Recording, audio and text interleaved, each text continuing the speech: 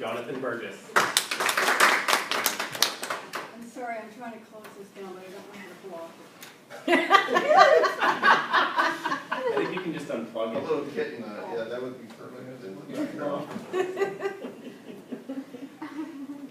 The space right now is the living room of my apartment in Buffalo, New York, in the late 1970s, about 2:30 in the morning. Two guys come charging through from the apartment downstairs, and they tackle me, like, ugh! And two of them are on my leg. One guy's on my legs, the other guy is in my face, and he's yelling in my face about a piece of stereo equipment that has disappeared. They think I stole it. And he's really mad. And then they looked really scared. And they started going like this.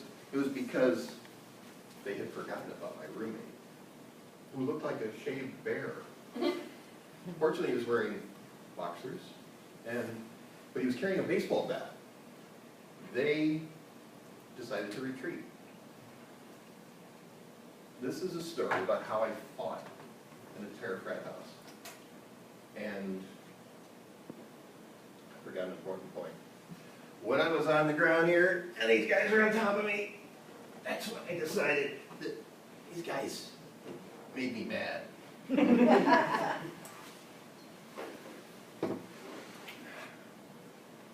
I've always thought that it would be good to emulate what it says in the Bible about that God is slow to anger and full of abiding love.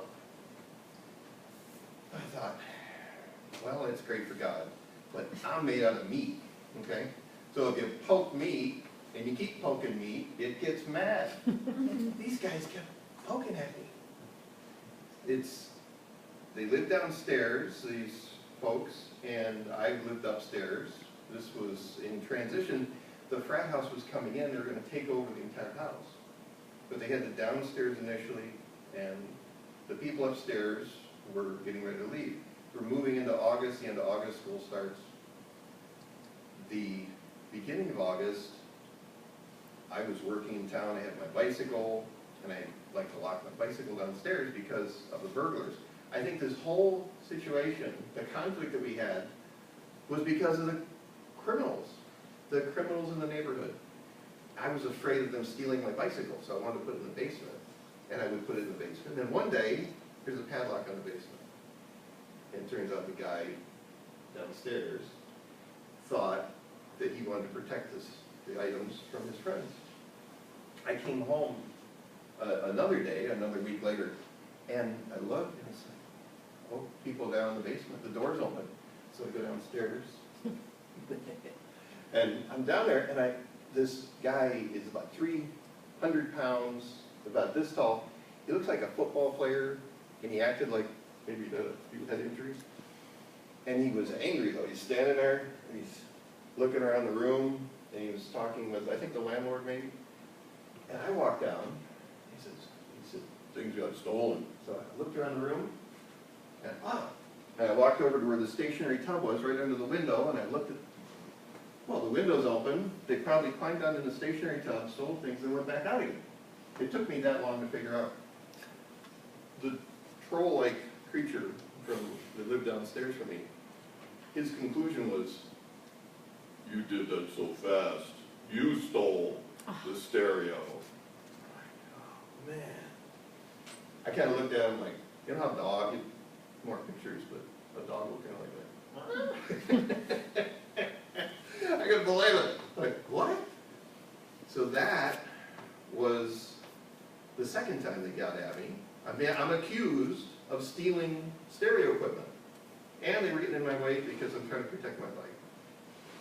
And then another week later, the next week, these guys had decided that they didn't like me.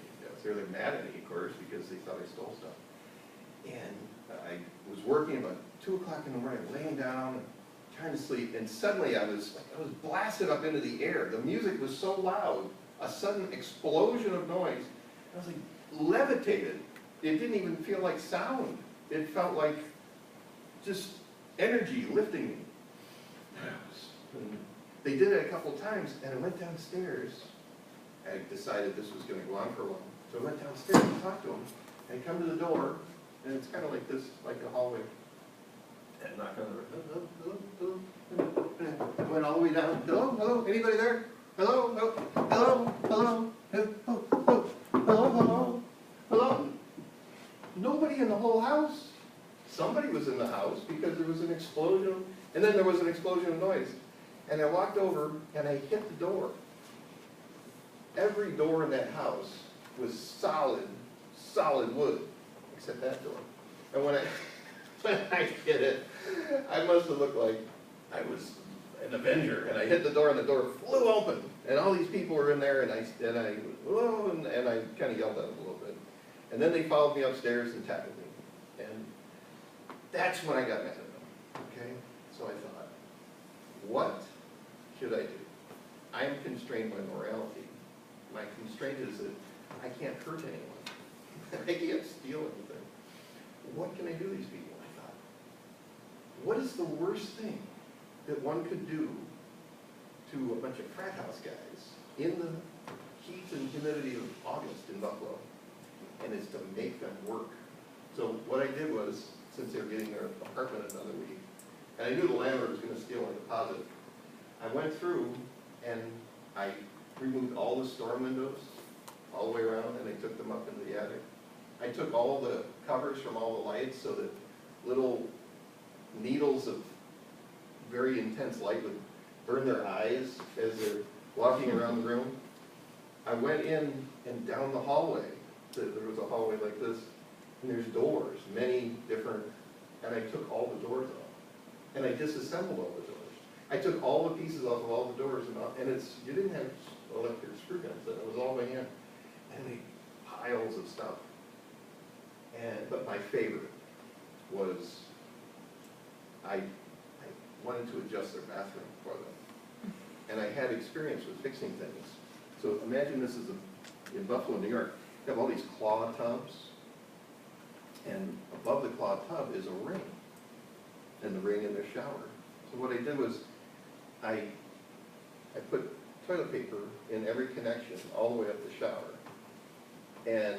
But my favorite was I loosened the screw at the ceiling, and I'd taken the shower curtain off. So when they got the shower curtain, and they put the hooks on, and they came over to hang it up, it would come crashing down from the ceiling. And then when they assembled that, they tried to turn on the shower, and it wasn't gonna, I didn't damage anything, I just made them work. I did one thing, there was a thermostat, old-fashioned thermostat. I went in and I took my scratch awl and I went tap, tap, tap, and I just broke the wire a little bit. It was a little bit of damage it did. But they wouldn't know. Can I just finish the story? Just get under. There was a conclusion. The coup de grace, as the Frenchmen say. They wouldn't know until winter hit. So I had months of anticipated punishment. I was netting on these people. And that they would remember what they had done to me and what I had done to them. What I did was I had an extra stereo. I'd actually picked up from the trash and I took the bearing out so my little turntable worked. And I left that. I went down, way down in the corner, and I hid it inside one of the doors. And I just know when those guys came in and they'd taken over the apartment, they go in, at some point somebody opened it and they all started screaming, "There's that stereo that guy stole!" And I've been smiling for 30 years, thinking about what I did to these guys. It was a mistake on their part and a mistake on my part. I didn't do anything. They didn't really hurt me that much. And then months later, I was walking down the street and a car rode by, and it was full of guys, and all their arms are thrashing around and their faces are pushed up against the window. And I just waved at them, "Hi," as they rolled by. Well, that was the time I bought an entire frat house.